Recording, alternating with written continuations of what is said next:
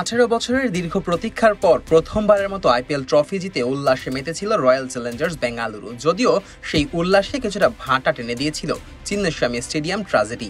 তবে বছর পেরিয়ে আবারও যখন নতুন মৌসুমের তোড়জোড় শুরু হচ্ছে, তখনই এলো অপ্রত্যাশিত আরেক খবর। দলটি বিক্রির সিদ্ধান্ত নিয়েছে এর মালিকানা সংস্থা ডিয়াজিও। অর্থাৎ দেড় যুগের আইপিএলে প্রথমবারের মতো চ্যাম্পিয়ন হওয়া দল পেতে যাচ্ছে নতুন মালিকানা। বুধবার সন্ধ্যায় বোম্বে স্টক এক্সচেঞ্জ ও ন্যাশনাল স্টক এক্সচেঞ্জে পাঠানো এক বিজ্ঞপ্তিতে যুক্তরাজ্য ভিত্তিক এই কোম্পানি জানায় তারা তাদের সম্পূর্ণ মালিকানাধীন সহযোগী প্রতিষ্ঠান রয়্যাল চ্যালেঞ্জার্স স্পোর্টস প্রাইভেট লিমিটেডের বিনিয়োগ নিয়ে একটি কৌশলগত পর্যালোচনা শুরু করেছে। আর এই প্রতিষ্ঠানই আইপিএল ও উইমেন্স প্রিমিয়ার লিগে বা WPL এ অংশ নেওয়া পুরুষ ও নারী দুই দলেরই মালিক। ডিয়াজিও জানিয়েছে এই বিক্রয় প্রক্রিয়া 2026 সালের 31 মার্চের মধ্যে সম্পন্ন করার লক্ষ্য নির্ধারণ করা হয়েছে। গত জুন মাসে বেঙ্গালুরুর এম চিন্নাস্বামী স্টেডিয়ামে আইপিএল শিরোপা জয়ের পর আয়োজিত বিজয় মিছিলে এক মর্মান্তিক দুর্ঘটনা ঘটে।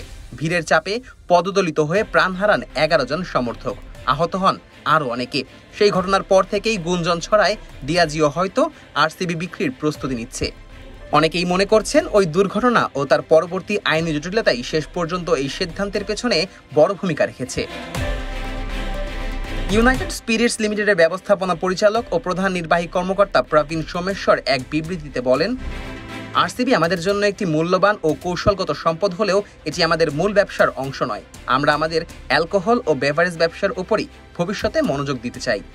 তার এই বক্তব্য থেকেই স্পষ্ট ক্রিকেট এবং ক্রীড়া সম্পৃক্ত বিনিয়োগ থেকে ধীরে ধীরে সরে আসার দিকেই এগোচ্ছে কোম্পানিটি।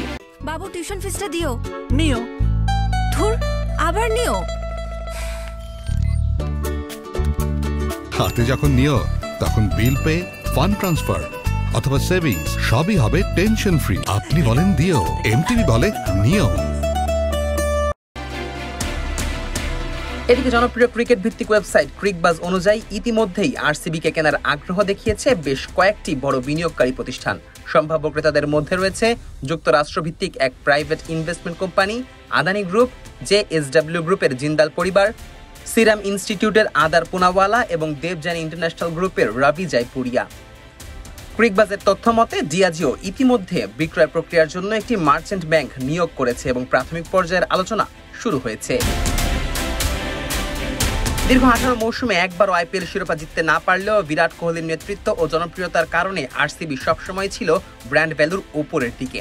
যুক্তরাষ্ট্রভিত্তিক আর্থিক পরামর্শক প্রতিষ্ঠান হুলিয়ান লোকির সর্বশেষ প্রতিবেদনে আরসিবির ব্র্যান্ড মূল্য ধরা হয়েছে $269 মিলিয়ন।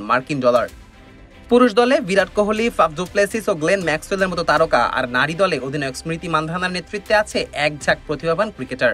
সব মিলিয়ে বেশ সফল ও জনপ্রিয় ফ্র্যাঞ্চাইজিতে পরিণত হয়েছে আরসিবি।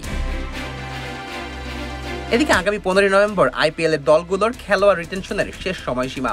ফলে এই মৌসুমের নিলাম প্রক্রিয়া সম্পন্ন করবে বর্তমান মালিকানাই, আর নতুন মালিক আনুষ্ঠানিকভাবে দায়িত্ব নেবে 2026 মৌসুম থেকে। দীর্ঘ দেড় যুগ ধরে ভারতীয় ক্রিকেট সংস্কৃতির অপরিহার্য অংশ হয়ে থাকা আরসিবি এখন এক নতুন অধ্যায় প্রবেশের দ্বার প্রান্তে দাঁড়িয়ে। তবে কোটি সমর্থকের একটাই প্রত্যাশা, নতুন মালিক যেই হোক না কেন বেঙ্গালুরুর এই দলের আবেগ উন্মাদনা কোনো কিছুতেই যেন পরিবর্তন না আসে। Najmus Sakib, on field.